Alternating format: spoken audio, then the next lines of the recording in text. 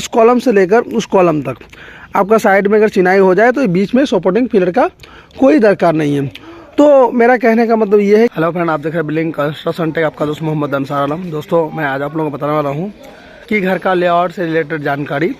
जैसे हम लोग कॉलम खड़ा करते हैं तो कॉलम के लिए क्या सपोर्टिंग पिलर देना चाहिए या नहीं, आज इसी टॉपिक पर बात करेंगे। अभी तो जो मेरा चैनल में नए हैं, मेरे चैनल को सब्सक्राइब कर लाइक कर बेल आइकन पर सकते हैं ताकि सबसे पहले नए नोटिफिकेशन आप तक पहुंच सके। तो चलिए दोस्तों जानिए। दोस्तों, इस मकान को देख रहे हैं कि इसका लेआउट किया गया है, ठीक है। तो हम आप लोगों को जानकारी देने वाले थे कि सपोर्टिंग पिलर देना है या नहीं।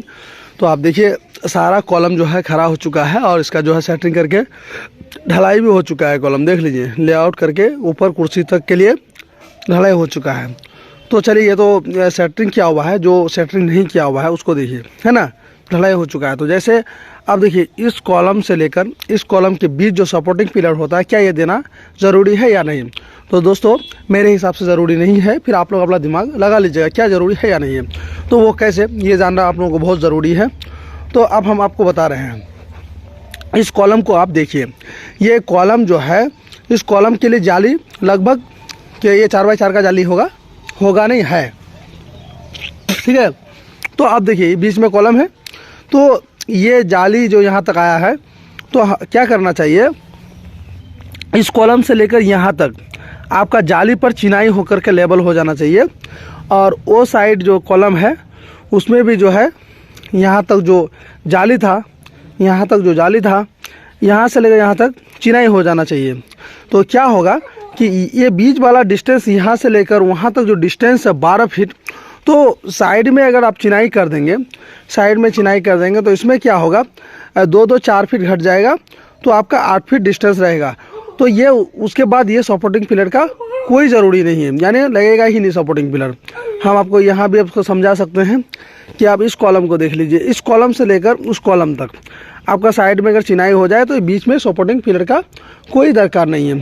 तो मेरा कहने का मतलब ये है कि आप लोग अगर कहीं फाउंडेशन करते हैं तो जैसे बीम आएगा, देख लीजिए, जैसे बीम आएगा ऐसे करके, तो आप लोग क्या करें कि जाली पर ही जो है चिनाई कर लीजिए।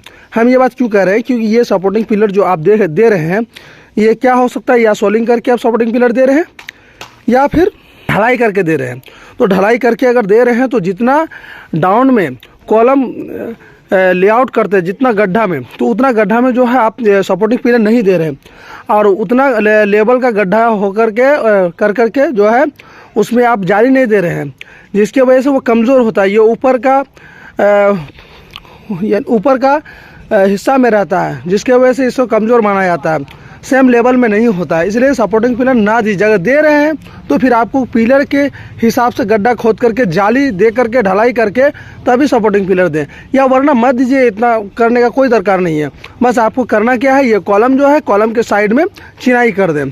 जैसे ही बीम जाएगा, मान लेते हैं यहाँ से यहाँ तक बीम आया, तो साइड में आप चिनाई कर दीजिए, वो साइड में चिनाई कर दीजिए।